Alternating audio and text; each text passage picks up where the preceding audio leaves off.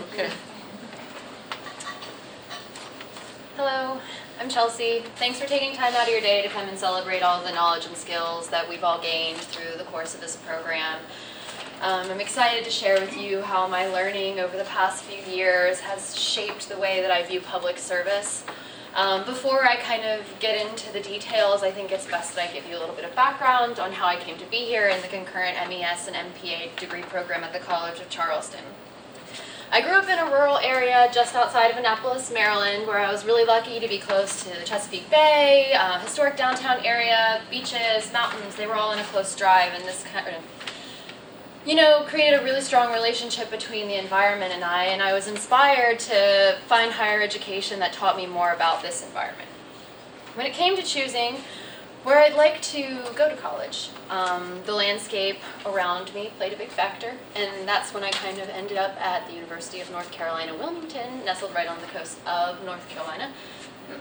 Those were clearer in my other version. But here I studied environmental science with a minor in geospatial technology, and I learned a lot about how coasts are changing and how humans are impacting the environment through study abroad programs and other opportunities I was able to have there.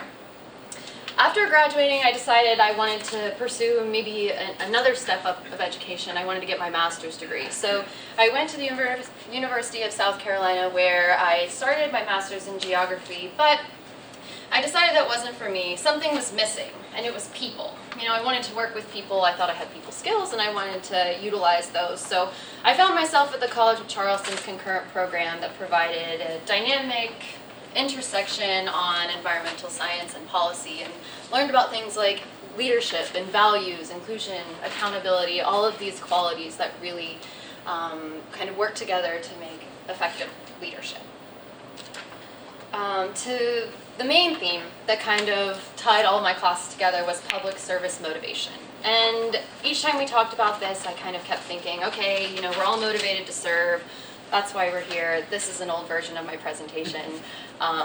Anyway, that's why we're here. And I through all my assignments and discussions, I learned that it's so much more than that. And understanding what values are important to me and what motivates me to serve, that's what makes a strong leader, and understanding that about myself will only help me move forward.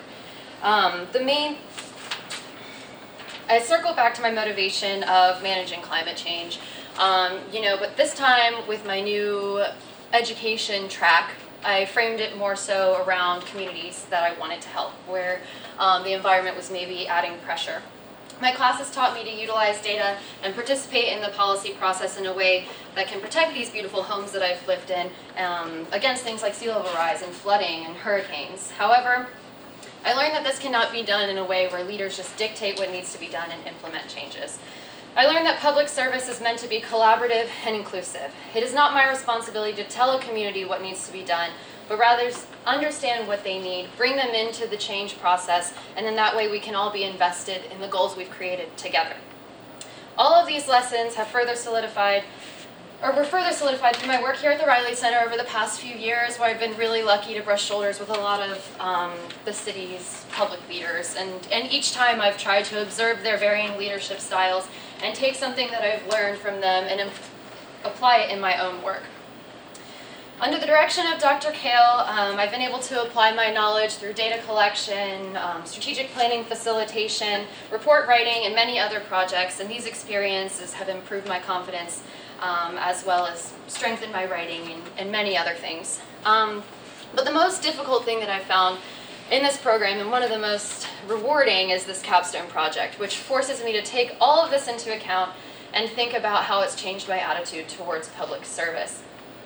I can confidently say that it was really hard. There's 5 competencies set out by NASPA, and we have to explain in 2 pages what we learned, how we applied it, and how it's changed our attitude. And when I first enrolled, I saw public service as very cut and dry. Identify an issue, find a solution, and implement that solution. But now I know it's way more fluid and complex than that. I know that public service now is an interactive field, where it should be a priority to include the individuals that we hope to serve. I learned that it's not about what I think is best, but it's about learning what the people I want to serve think is best and empowering them to help and to fully understand how to add value to their lives. And that's the bottom line. That's what I want to do. I want to learn how to add value to a place, no matter the location, that benefits all people and the area that it's in. And thank you to everyone. This